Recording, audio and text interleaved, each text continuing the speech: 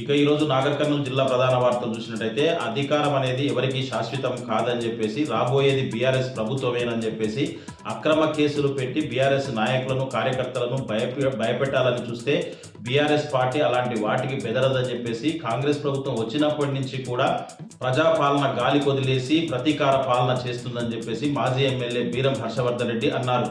నాగర్ కర్నూలు జిల్లా కొల్లాపూర్ నియోజకవర్గంలోని పెదకొత్తపల్లి మండలంలో స్థానిక సంస్థలకు సంబంధించినటువంటి సన్నాహక సమావేశాన్ని బీఆర్ఎస్ పార్టీ ఆధ్వర్యంలో ఏర్పాటు చేశారు. ఈ సన్నాహక సమావేశానికి మాజీ ఎమ్మెల్యే బీరం హర్షవర్ధన్ రెడ్డితో పాటు పలువురు బీఆర్ఎస్ నాయకులు కార్యకర్తలు పెద్ద సంఖ్యలో హాజరయ్యారు. ఈ సందర్భంగా మాజీ ఎమ్మెల్యే బీరం హర్షవర్ధన్ రెడ్డి మాట్లాడుతూ అధికారం ఎవరికి కూడా శాశ్వతం కాదని చెప్పేసి ఈరోజు గతంలో మా ప్రభుత్వం ఉండింది, ఇప్పుడు మీరున్నారు, రేపు రాబోయేది బీఆర్ఎస్ ప్రభుత్వమేనని చెప్పేసి అది గుర్తుంచుకోవాలని చెప్పేసి అధికారులు కొంతమంది అత్యుత్సాహం ప్రదర్శిస్తున్నారని చెప్పేసి ఇప్పుడున్నటువంటి ప్రజాప్రతినిధుల మాటలు పట్టుకొని వాళ్ళు అతిగా చేస్తున్నారని చెప్పేసి ఇవన్నీ కూడా మేము గుర్తు పెట్టుకుంటున్నామని చెప్పేసి మా నాయకులకు కార్యకర్తలకు ఇబ్బందులకు గురి చేస్తే సహించేది లేదని చెప్పేసి కూడా మాజీ ఎమ్మెల్యే బీరం హర్షవర్ధన్ రెడ్డి హెచ్చరించారు.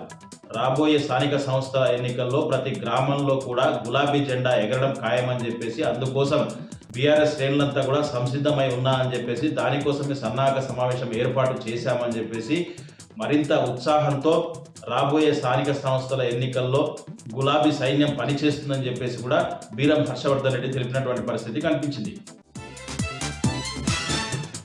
మరొక వార్త చూసినట్టయితే ఎగువ ప్రాంతాలతో పాటు నాగర్ కర్నూలు జిల్లాలో ఉధృతంగా వర్షాలు కురవడంతో దుందుబి నది కూడా ఉధృతంగా ప్రవహిస్తూ ఉంది. దీంతో ఇటు తాడూరు మండలంలోని పాపగల్లు సిరిసవాడ గుండా అక్కడ ఉన్నటువంటి చెక్ డ్యాంలను దాటుకుంటూ ఆ ఒడ్డు ఈ ఒడ్డు మొత్తం కూడా కలుపుకుంటూ దుందుబి నది ఉధృతంగా ప్రవహించడంతో ఆయకట్టుదారులంతా కూడా దుందుబి నది పరివాహక ప్రాంతంలో ఉండేటువంటి ఆయకట్టుదారులంతా కూడా సంతోషం వ్యక్తం చేసినటువంటి పరిస్థితి కనిపించింది.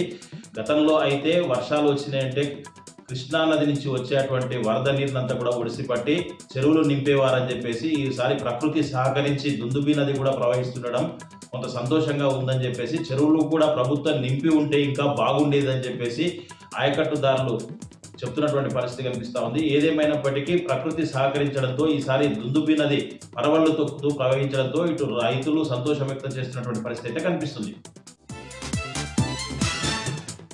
మరొక వార్త చూసినట్టయితే నాగర్ కర్నూలు జిల్లా కొల్లాపూర్ నియోజకవర్గంలోని కల్వకోలుకు చెందినటువంటి దామోదర్ గౌడ్ హత్య కేసును పోలీసులు ఛేదించారు. ఈ హత్యకు సంబంధించినటువంటి వివరాలను డీఎస్పీ బుర్రి శ్రీనివాసులు మీడియాకు వివరించారు.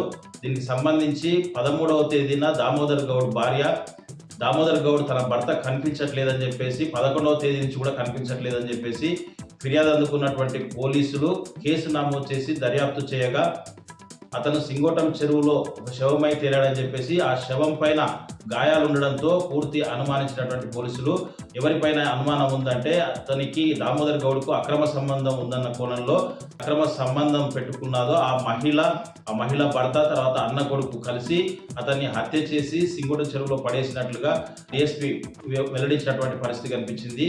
మొత్తంగా చూసినట్టయితే దామోదర్ గౌడ్ హత్య అక్రమ సంబంధమే కారణం అని చెప్పేసి డిఎస్పీ తెలిపినటువంటి పరిస్థితి కనిపించింది. ఈ కేసును ఛేదించినటువంటి స్థానిక పోలీసులను డిఎస్పీ అభినందించినటువంటి పరిస్థితి కనిపించింది.